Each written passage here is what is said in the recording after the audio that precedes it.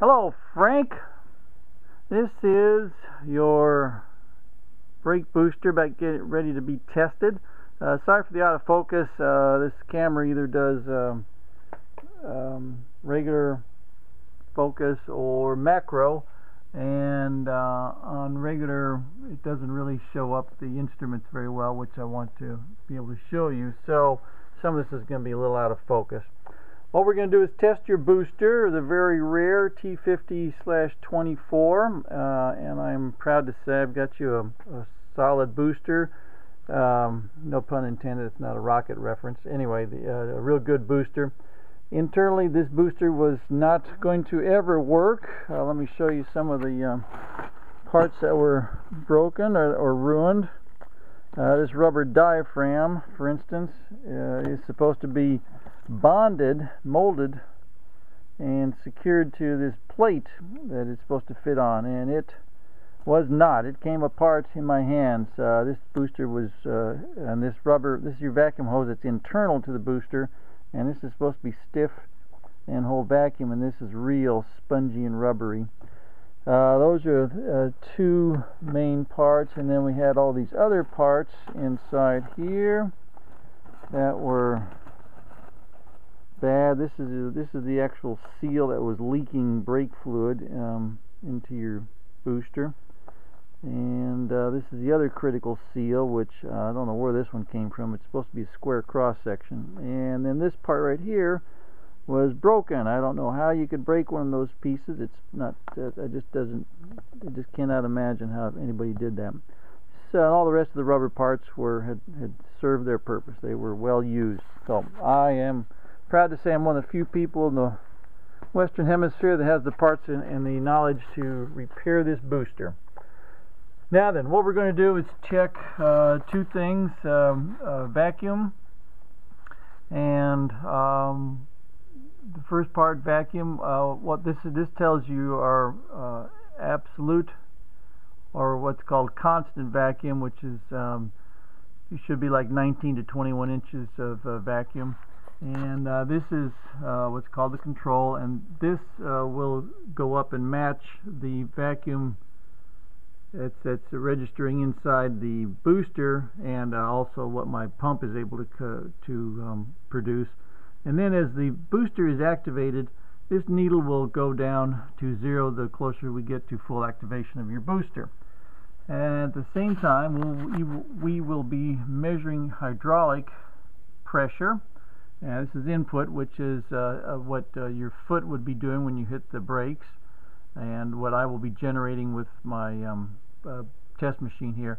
And then we have vacuum output, which tests what your booster is doing. And what we want to find here is we don't necessarily need the absolute numbers. What we're finding is a ratio of this input number to the output. And I believe you've got a, let's see, probably a 3-to-1 boost ratio, maybe a 4-to-1 boost ratio. Anyway, at the same time, we will be checking for external leaks. If there's any internal leaks here, it comes up and it measures.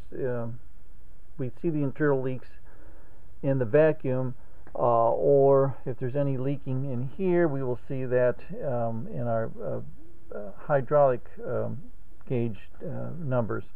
And after that, the only other place we have to worry about is this critical seal right here, because between here and here is a square rubber O-ring, and that's the only sealing that we have to keep brake fluid in and instead of coming out. So here we go for our testing.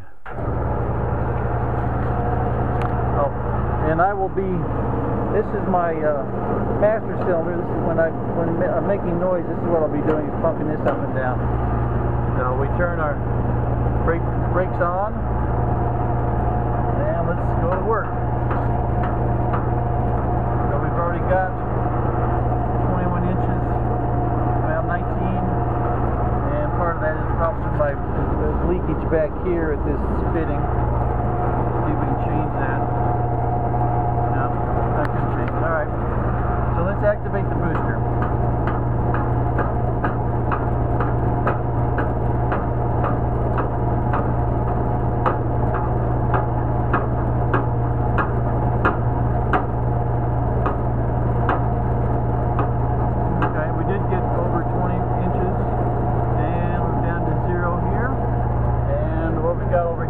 our input is maxed out at 350, and this gauge, I forgot to tell you that this gauge maxes out, and then the final pressure is shown over here. So we got input pressure of at least 350 psi, output of 12, 13, 14.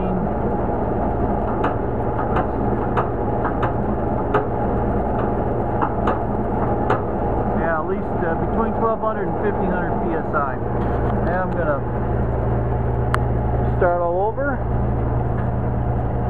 We reset our gauges.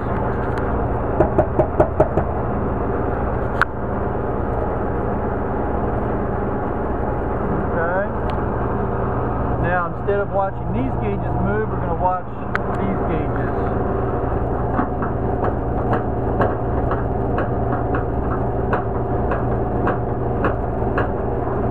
That one's maxed out. Now we're starting to get output pressure.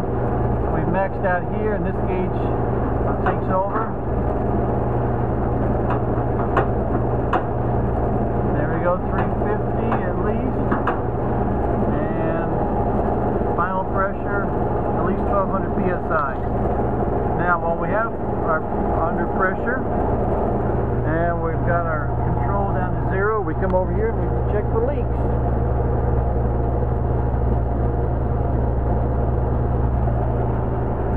Good. Then we'll cycle it again.